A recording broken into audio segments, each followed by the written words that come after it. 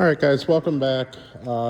This is a Underside tour, and I'm going to talk about the repairs that took place on this 2004 Land Rover Discovery 2 for the Cars and Bids auction. Full disclosure, this video is being filmed roughly 6 to 8 weeks after the last videos were done.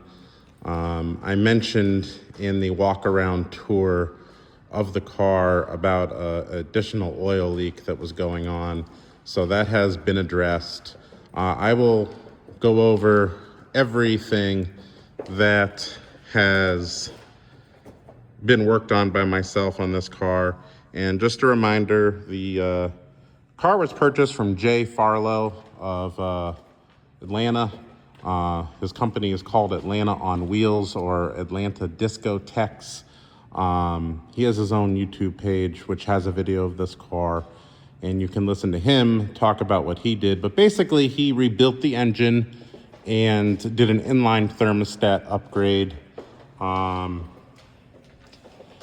Those are the things he did. When he sold it to me, it still needed quite a bit of work, and has basically been my project this year. Usually my projects don't take so long, but we moved into this house that I'm currently in now, so that took up the majority of my summer.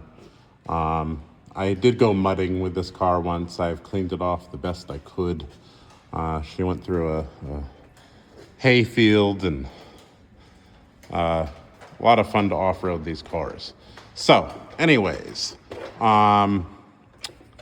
want to talk about the work that has taken place, and most recently what I just worked on was what was leaking that I mentioned before was the transfer case extension housing seal. That was replaced. The oil pan gasket with the little crucifix seals in the rear bearing cap were replaced, and the front crank seal was replaced. That is the work that has taken place over the last 4 to 6 weeks. Now, earlier in the summer, right in the middle of summer, the air conditioning died on me, so it does have a brand new air conditioning compressor.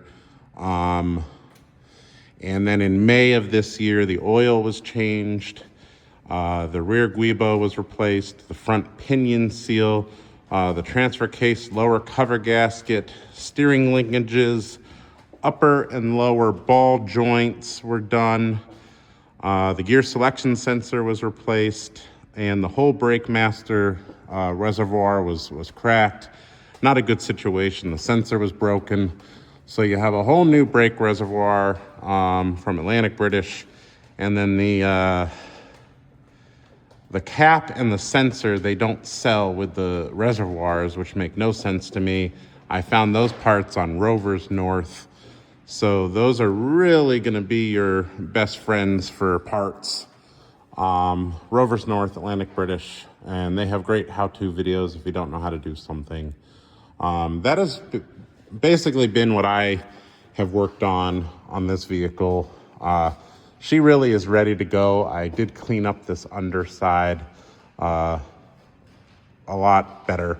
I do not like to clean up the cars on this lift. I just use this lift for storage and working on the cars, but I did spray with an underside sprayer and then cleaned it up the best I could. But this is really an underside tour. She's very, very clean under here. Was a Southern car its whole life.